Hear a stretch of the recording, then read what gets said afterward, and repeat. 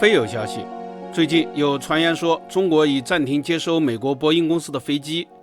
也不会再购买任何美国的飞机备件。南方航空正在出清的10架787-8也因此下架。这个消息最早是彭博社发布的，但真实性还有待考察。我们今天仅仅基于彭博的这些消息简单聊一聊。中国此前曾经暂停过波音飞机的接收，大约从2019年持续到2022年，主要是因为737 MAX 的2次坠机，后来疫情流行又没有了客流。中国内地航司确实也在2019年之后没有再订购过任何波音客机，但实际上双方的成交额还是蛮大的，主要是订购了20多架波音 777-200F 货机。波音 777-200F 货机的目录价格 3.5 亿美元，相当的贵。我们此前说过，内地航司现在还有40多架波音客机没有接收，这些客机基本上都是2019年以前的订货。当时中国民航特别的红火，一年能够引进400多架新飞机，在波音那里有好几百架的订单。这些订单在2022年恢复接收，已经接收了约60架，主要是737 MAX 8客机。如果真的停止接收波音飞机，相应的航空公司肯定会受到一定影响。飞机引进是大事儿，准备用于哪条航线都是安排好的，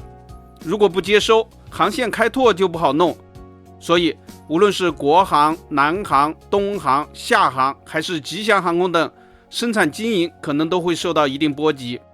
当然，由于国航、南航、东航和厦航这些航空公司的规模比较大，有的有500-600架飞机，厦航的机队规模也接近200架，回旋的余地会比较大，应该不会关闭航线。只有吉祥航空比较倒霉，它是民营航空，又特别缺少787宽体机，有人说它的欧洲扩展计划将因此无法实施。波音公司现在手头有8000多架积压订单，这40架20架对他来说问题似乎不算大，他可能会把订单转手卖给别人，以快速回笼资金。波音此前已经把50架不要的737 MAX 8转售给了印度，印度已经接收了44架，今年6月底之前会收齐。与引进整机相比，备件要更麻烦一些。中国4000多架民航飞机中有1800多架是波音产品，几乎每天都需要备件支持。国航、东航、南航、海航、厦航、山航、上航、深航和中联航都拥有超过50架波音飞机。昆明、河北、九原、瑞丽、奥凯和东海等16家航空公司是纯波音机队，如果不买备件或许会比较麻烦。还有一家民营航司会最受伤，它就是顺丰航空。顺丰航空是纯波音机队，它使用的都是由退役客机改装的2手货机，备件需求量很大。